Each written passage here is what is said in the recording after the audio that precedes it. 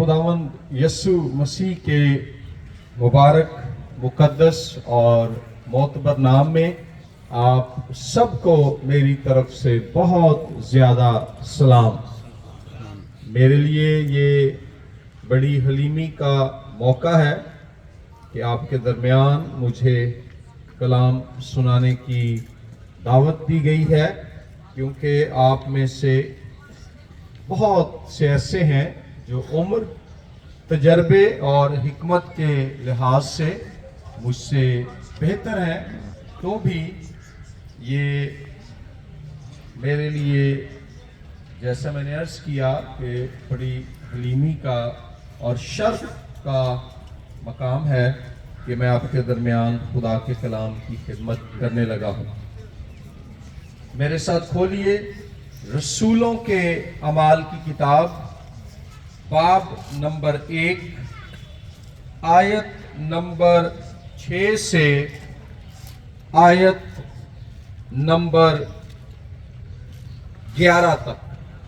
रसूलों के अमाल की किताब, पहला बाब, 6ठी आयत से 11वीं आयत तक।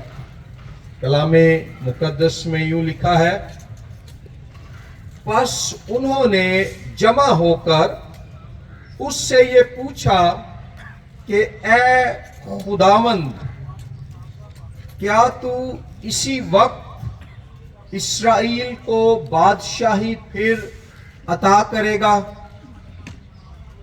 उसने उनसे कहा, उन वक्तों और मियादों का जानना जिन्हें बाप ने अपने ही इख्तियार में रखा है तुम्हारा काम नहीं, लेकिन जब रूहुल कुद्स तुम पर नाजिल होगा तो तुम कुव्वत पाओगे और यरूशलेम और तमाम यहूदिया और सामरिया में, बल्कि जमीन की इंतहा तक मेरे गवाह होगे। ये कहकर वो उनके देखते देखते ऊपर उठा लिया गया और बदली ने उसे उनकी नजरों से छुपा लिया। और उसके जाते वक्त जब वो आसमान की तरफ गौर से देख रहे थे, तो देखो, दो मर्द सफेद पोशाक पहने उनके पास आ खड़े हुए और कहने लगे, ए गलीली मर्दों, तुम क्यों खड़े आसमान की तरफ देखते हो? यही यस्सु जो तुम्हारे पास से आसमान पर उठा लिया गया है, इसी तरह फिर आएगा जिस तरह तुमने उसे आसमान पर जाते देखा है। कलामे पाक के पढ़े, सुने और समझे जाने पर खुदावंद खुदा की बरकत हो। आमीन। अजीज भाइयों और बहनों, कल हमने पास्टर लियाकत कैसर साहिब के वसीले से बशारत और गवाही की अहमियत पर एक तहरीक आमेज पैगाम सुना। मैंने महसूस किया कि आज हम उसी सिलसिले को आगे बढ़ाते हैं। ये इक्तबास जो मैंने आपके सामने तलावत किया है, इसमें से 8वीं आयत आज के पैगाम के ताल्लुक से मरकजी आयत है। लेकिन जब रूहुल कुद्स तुम पर नाजिल होगा तो तुम कुव्वत पाओगे और यरूशलेम اور تمام یہودیہ اور سامریہ میں بلکہ زمین کی انتہا تک میرے گواہ ہوگے۔ خداوند یسوع مسیح مردوں میں سے زندہ ہو کر 40 دن تک اپنے شاگردوں پر ظاہر ہوتا رہا ہے، اور اب خداوند کے آسمان پر اٹھائے جانے کا موقع آ پہنچا ہے۔ اور جب خداوند یسوع مسیح آسمان پر اٹھایا جانے والا ہے تو اس واقعے سے پہلے خداوند اپنے شاگردوں کو جمع کرتا ہے،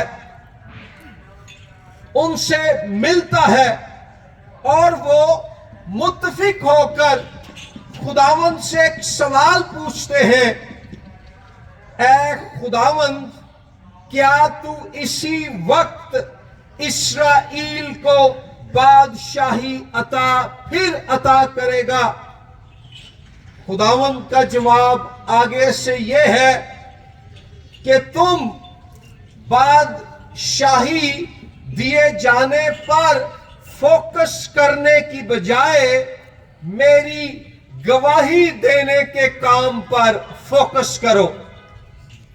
اور آیت نمبر 8 میں خداوند یسوع مسیح ایک ایسی بات کہتے ہیں، ایک ایسا بیان جاری کرتے ہیں جو رسولوں کے اعمال کی کتاب، جسے روح القدس کے اعمال بھی کہا جاتا ہے، اس کا جو پیٹرن ہے خداوند یسوع مسیح اس بیان کے ذریعے سیٹ کر دیتے ہیں۔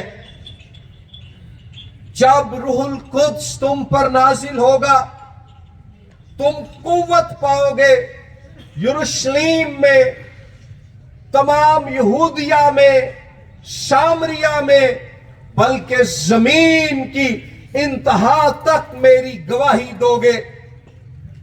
اور رسولوں کے اعمال کی کتاب جب آپ پڑھیں اس کے 28 ابواب، تو آپ دیکھیں گے کہ اس بیان کی تکمیل ہمیں اس کتاب میں ہوتی ہوئی نظر آتی ہے۔ اعمال 2 باب میں پاک روح ان پر نازل ہوتا ہے، انہیں غیر زبانیں بولنے کی طاقت بخشتا اور الہی قوت سے معمور کر دیتا ہے، اور وہ اس وقت یروشلیم میں ہے۔ اس کے بعد اعمال 8 باب میں اظہار ثانی کے باعث وہ یروشلیم سے پراگندہ ہو کر صوبہ یہودیہ میں پھیل جاتے ہیں، اور کچھ جن میں فلپس بھی شامل تھا سامریہ میں چلے جاتے ہیں۔ اور پھر ہم پولس رسول کی خدمت کے وسیلے سے دیکھتے ہیں کہ وہ تحریک جس کا آغاز یروشلیم میں ہوتا ہے، یروشلیم سے یہودیہ، سامریہ، اور پھر پولس رسول کے وسیلے سے زمین کے دوسرے علاقوں اور دیگر اقوام تک پہنچتی ہے۔ سو خداوند یسوع مسیح کا یہ بیان 8ویں آیت اعمال کی کتاب کے پہلے باب کی نہ صرف اس خاص موقع پر شاگردوں کی خدمت اور مشن کے لیے تھا، بلکہ اس نے اعمال کی کتاب کی ترتیب اور مقصد کو بھی کاری کے لیے سیٹ کیا۔ اور بھائیوں بہنوں، ہم فل گاسپل اسمبلیز آف پاکستان کے خادم ہیں، خادمائیں ہیں۔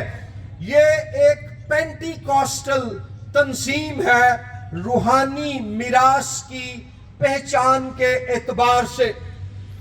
اور دلچسپ بات یہ ہے کہ 20ویں صدی کے آغاز میں جب پینٹیکوسٹل تحریک نے ریکارڈڈ ہسٹری کے مطابق باقاعدہ طور پر 1906 میں امریکہ کی ریاست کیلیفورنیا کے شہر لاس اینجلس کی ازوزا اسٹریٹ سے جنم لیا تو ابتدائی پینٹیکوسٹلز کا یہ الہیاتی نقطہ تھا، ان کی یہ پوزیشن تھی کہ رسولوں کے اعمال کی کتاب کلیسیا کی صرف ہسٹری، اس کی صرف تاریخ نہیں ہے، بلکہ ہر زمانے میں یہ کتاب کلیسیا کے لیے ایک ماڈل، ایک نمونہ بھی ہے جس کی ہم نے پیروی کرنی ہے. صبح صبح دا ٹائم ہے تو تسی حلوہ پوریاں بھی کھادیاں نے، یہ مطلب ہے کافی انرجی ہے. تو میرے لیے نہیں، پاک روح لئی جنہیں کماں کا ذکر ہے اعمال کی کتاب میں، کھول کے تالیاں میں جاتے. سو خداوند یسوع مسیح کا یہ بیان صرف اعمال کی کتاب میں درج تاریخی واقعات سے تعلق نہیں رکھتا، بلکہ آج بطور مسیحی ایماندار اور خصوصی طور پر پینٹیکوسٹل میراث کے وصول کرنے والے ایمانداروں کے لیے یہ بیان ایک نمونہ، ایک ماڈل ہے جس کی ہم نے وفاداری اور سرگرمی سے پیروی کرنی ہے. آمین. اس لیے جب ہم اس آیت کو اور پھر رسولوں کے اعمال کی کتاب کو پڑھیں تو صرف ہم گزری ہوئی تاریخ نہ سیکھیں، بلکہ اپنے موجودہ دور کے لیے اس نمونے کی پیروی کرنے کے لیے خدا سے اس کا فضل بھی مانگیں.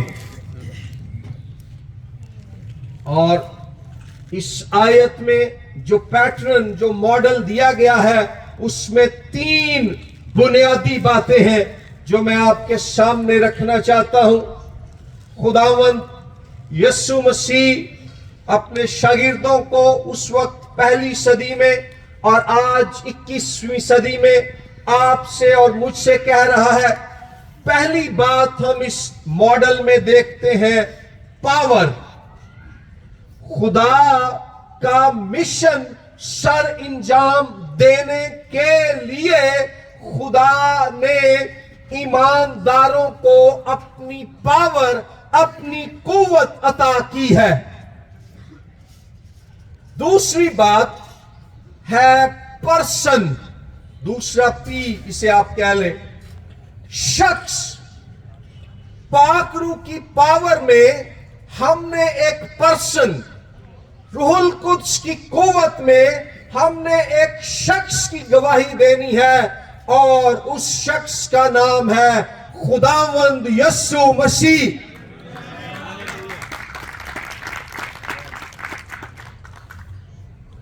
اسی تے کئی دفعہ ساڈی روحانی نیتاں چ بھی اینی گڑبڑ ہو گئی ہے کہ جدوں اسی اپنی خدمت دی گواہی یا رپورٹ دین آنے ہاں، پاویں اپنے چرچ چ ہوئے، کنونشن چ ہوئے، یا ہو سکتا ہے جنرل اسمبلی چ بھی ہوئے یا کتے ہور، تے ساڈا مقصد یہ ہوندا ہے کہ ذرا لوکاں نوں پتہ چلے میں کی کیتا ہے.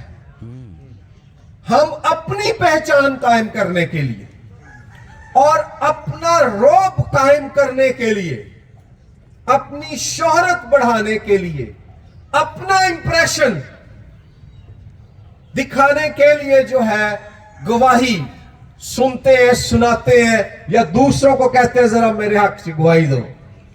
لیکن یہاں کیا ہے؟ روح القدس کی قوت میں یسوع مسیح فرماتے ہیں میرے گواہ ہو گئے. پاور پاک روح کی ہے، اور گواہی ہے about the person of Jesus. اور تیسری بات اس مشن میں ہے پلیس، کس جگہ گواہی دینی ہے، اور اینڈ یہ ہے کہ زمین کی انتہا تک. کلام میں لکھا ہے زبور 24 میں کہ زمین اور اس کی معموری خداوند کی ہے، اور وہ خداوند جب یسوع مسیح میں نئے عہد میں مجسم ہو کر ظاہر ہوتا ہے، خدا کی بادشاہی کا آغاز کرتا ہے، مخالفت اور جھوٹے مقدموں کے نتیجے میں مصلوب ہو کر مر جاتا ہے، مگر تیسرے دن پاک روح کی قدرت سے مردوں میں سے جی اٹھتا ہے، اور آسمان پر جانے سے پہلے اپنے شاگردوں کو یہ بتاتا ہے کہ یہ زمین میری ہے، اس کی معموری میری ہے، تم نے میری بخشی ہوئی قوت میں تمام زمین پر میرے نام کی گواہی دینی ہے. سو اس آیت میں پاور، پرسن اینڈ پلیس، گواہی کے مشن کے لیے خداوند یسوع مسیح نے خود ہی ہم پر ظاہر کر دی ہے. پاک روح کی پاور میں یسوع مسیح کی پرسنالٹی کی ہر پلیس، ہر جگہ ہم نے گواہی دینی ہے. تھوڑا سا ہم اگر پاک روح کی قوت، پاور پر غور کریں تو آیت نمبر 6 میں شاگردوں نے پوچھا، اے خداوند کیا تو ابھی اسرائیل کو بادشاہی عطا کرے گا؟ ان کے ذہن میں کیا ہے؟ Political power, economic power, military power.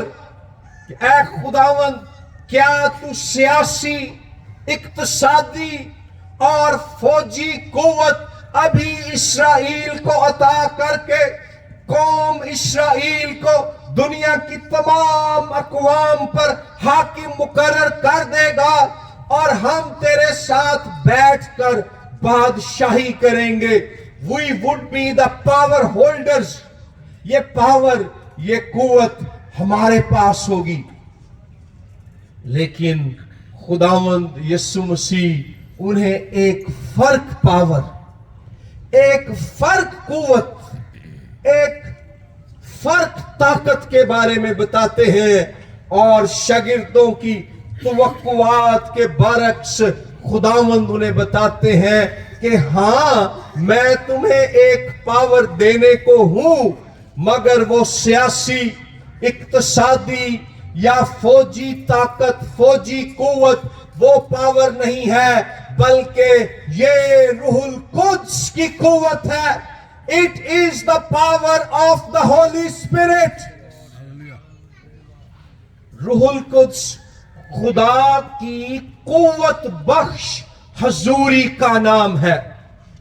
روح القدس خدا کی قوت بخش حضوری کا نام ہے. انگریزی میں ہم کہیں گے Holy Spirit is God's personal empowering presence. کہ روح القدس وہ حضوری ہے جو کوئی شے نہیں ہے، شخص ہے.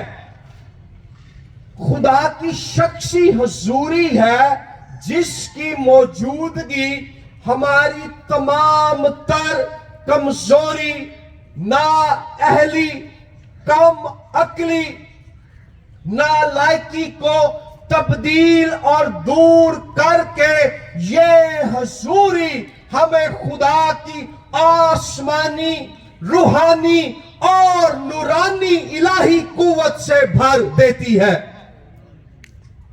اور پاور کے لیے، قوت کے لیے یہاں لفظ ڈونامس استعمال ہوا ہے. شاید آپ سب کو پہلے سے اس کا علم ہو. ڈونامس ہی سے انگریزی لفظ ڈائنامائٹ نکلا ہے، جس کا مطلب ہے بم، بارود۔ دنیا میں جہاں بھی ڈائنامائٹ استعمال ہوتا ہے اس کی قوت تباہی، بربادی اور موت پھیلاتی ہے، لیکن جہاں کہیں پاک روح کا ڈائنامائٹ نازل ہوتا ہے وہاں موت نہیں بلکہ زندگی وارد ہوتی ہے۔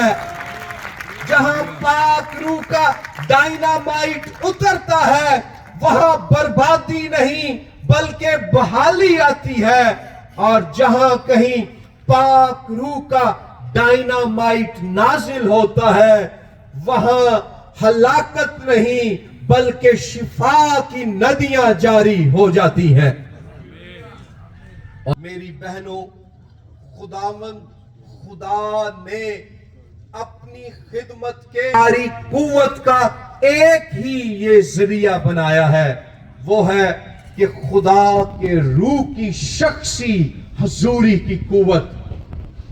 میں ان دنوں ایک کتاب پڑھ رہا ہوں پینٹیکوسٹل روحانیت کے بارے میں، اور اس میں مصنف بتاتا ہے کہ 16ویں صدی میں مارٹن لوتھر کے وسیلے سے جب اصلاح کلیسیا کا ریفرمیشن موومنٹ کا آغاز ہوا تو ڈاکٹرین آف جسٹیفیکیشن، ایمان کے وسیلے سے خدا کے فضل کے باعث مفت راست باز ٹھہرائے جانے کے عقیدے کو کلیسیا سے اثر نو متعارف کروایا گیا۔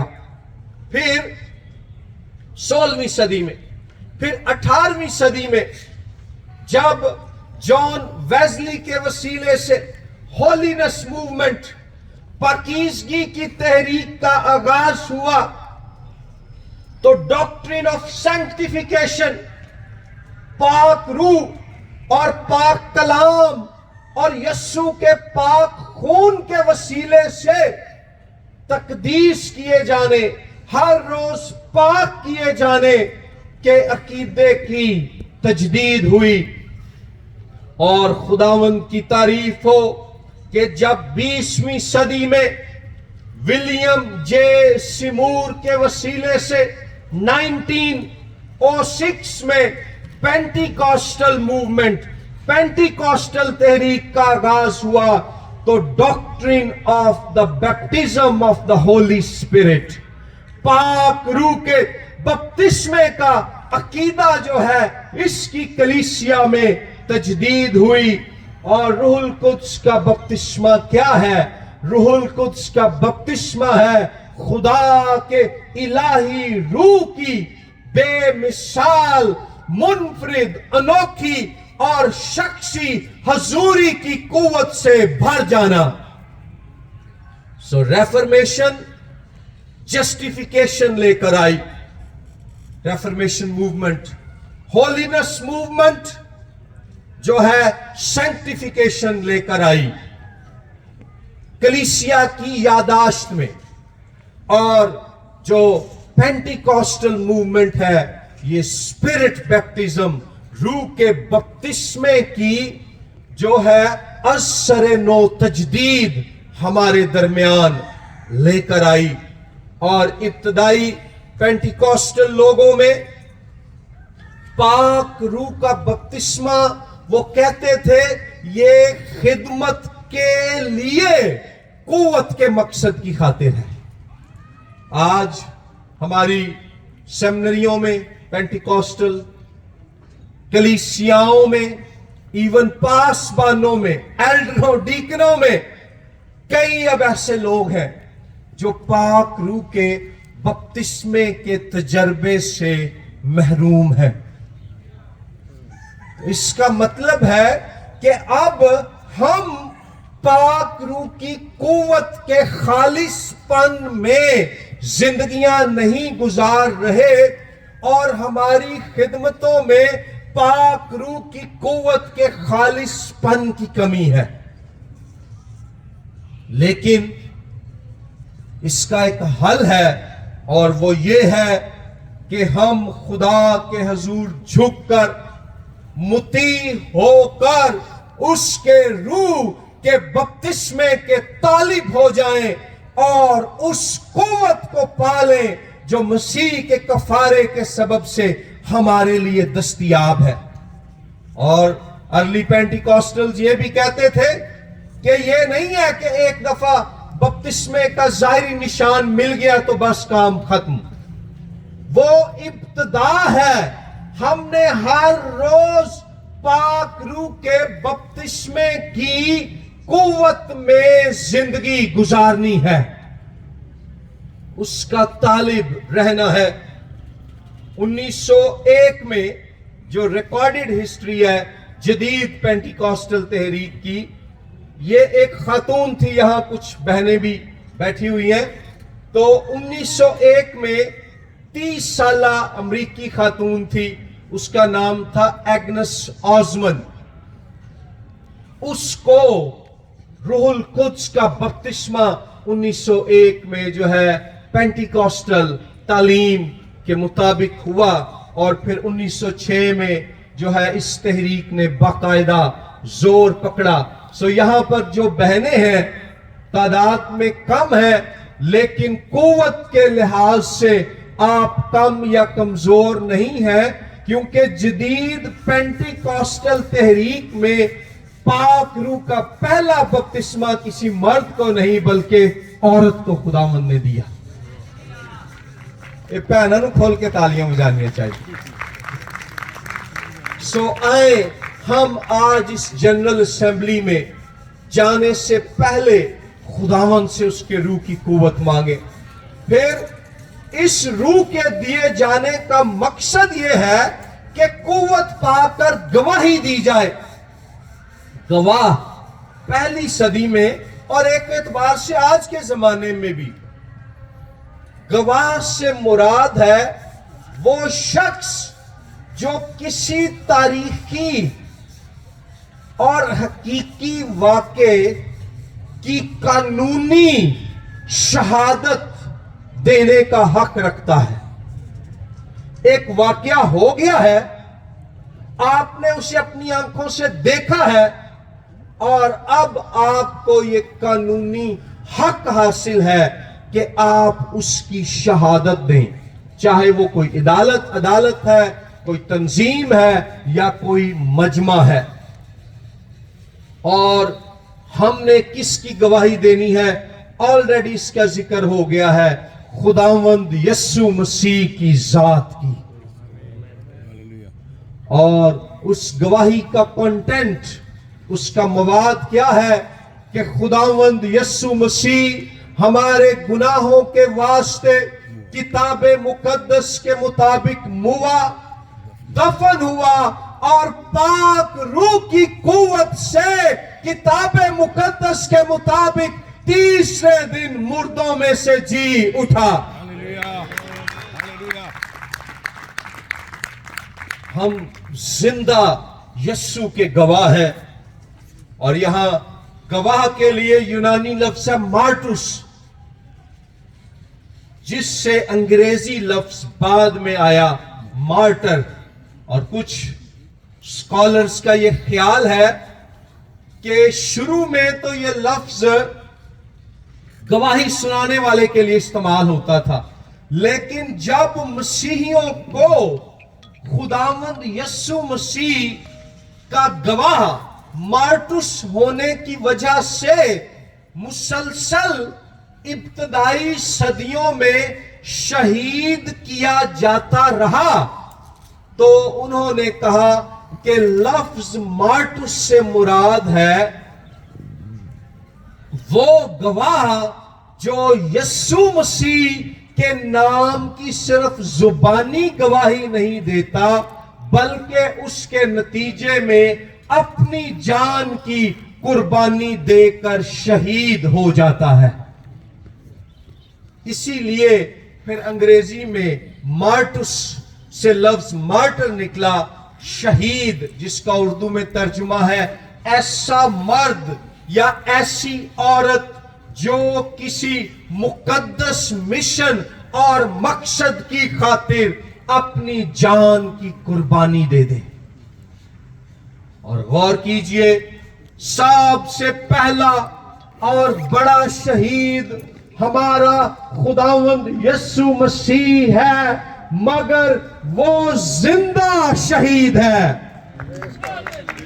جس طرح سے مکاشفہ 5ویں باب میں ہے کہ وہ ایک ایسا برہ ہے جو کھڑا ہے، ذبح کیا ہوا برہ جو کھڑا ہے، یسوع مسیح ایسا شہید ہے جو زندہ ہے۔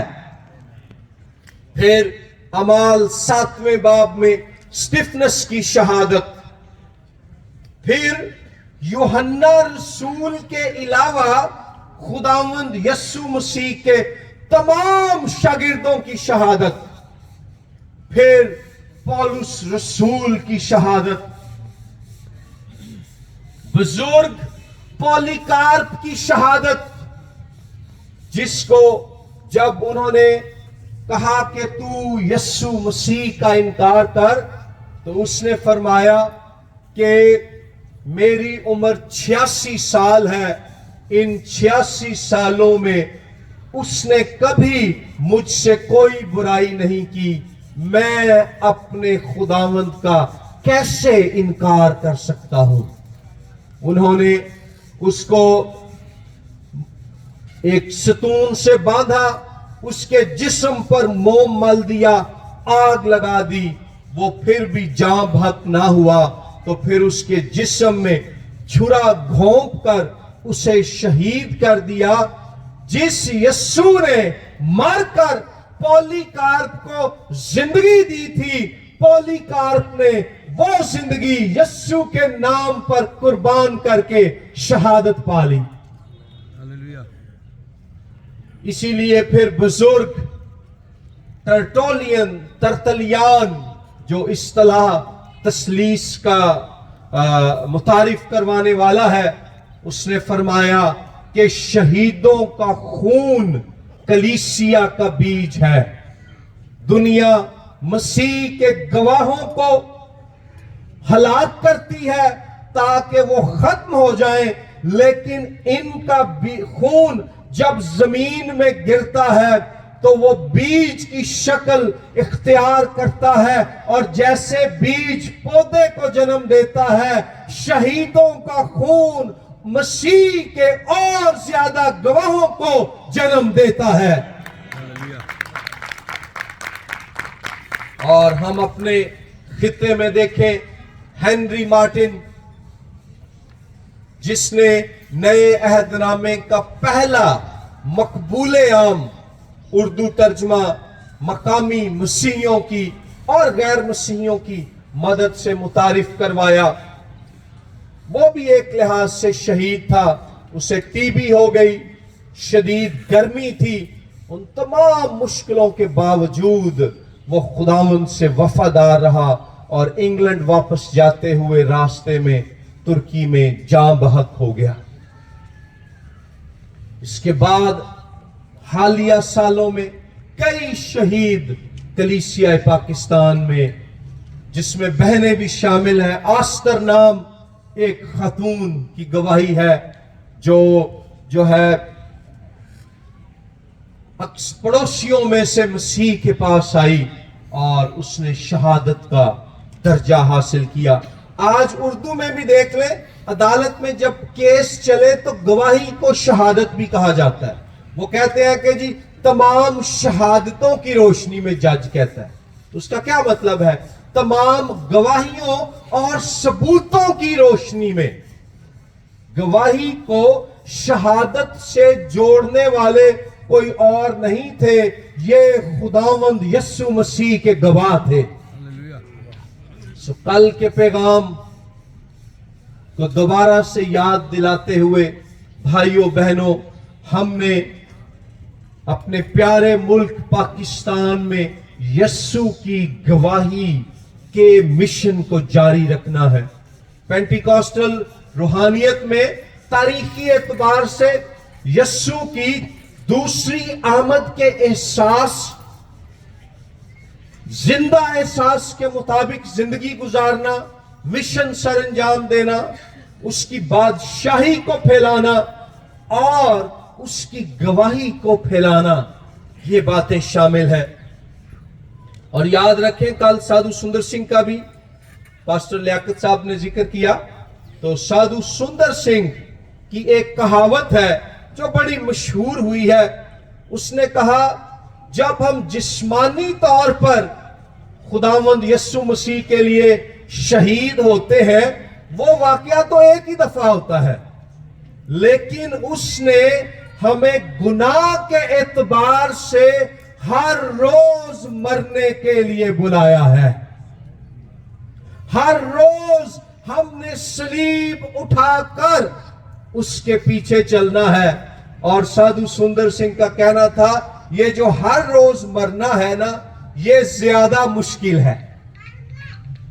ہر روز اپنی خودی کا انکار کرنا، اپنی گناہگار فطرت کو خدا کے پاک روح کی قوت اور یسوع مسیح کی بادشاہی یعنی حکمرانی کے غلبے میں رکھنا.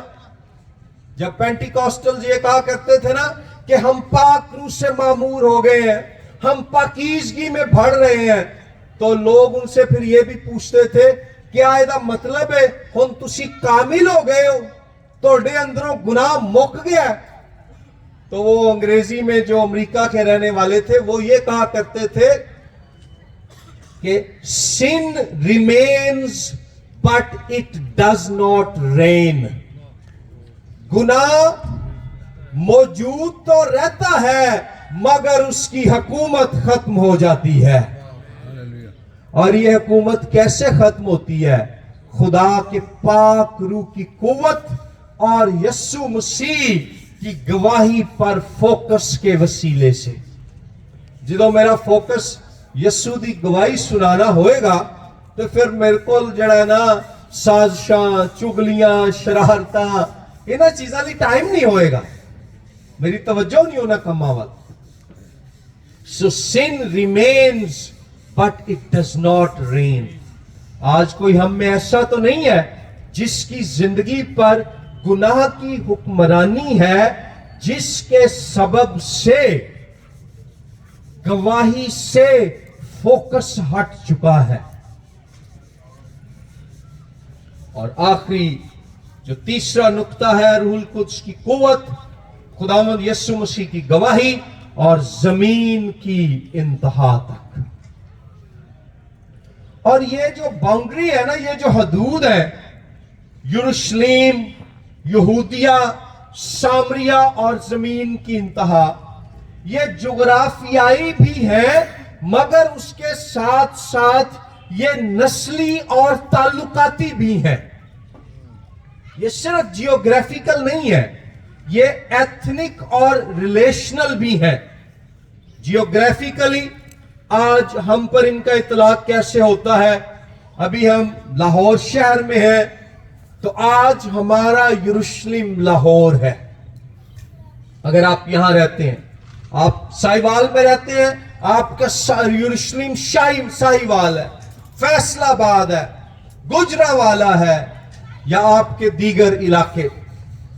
سو لاہور، یروشلم، یہودیہ، صوبہ پنجاب یا صوبہ کے پی کے یا صوبہ سندھ، جس صوبے میں بھی آپ ہیں، اور سامریہ ہم کہہ سکتے ہیں یہ پاکستان ہمارا جو ملک ہے، اس کے طول و عرض میں گواہی کا مشن.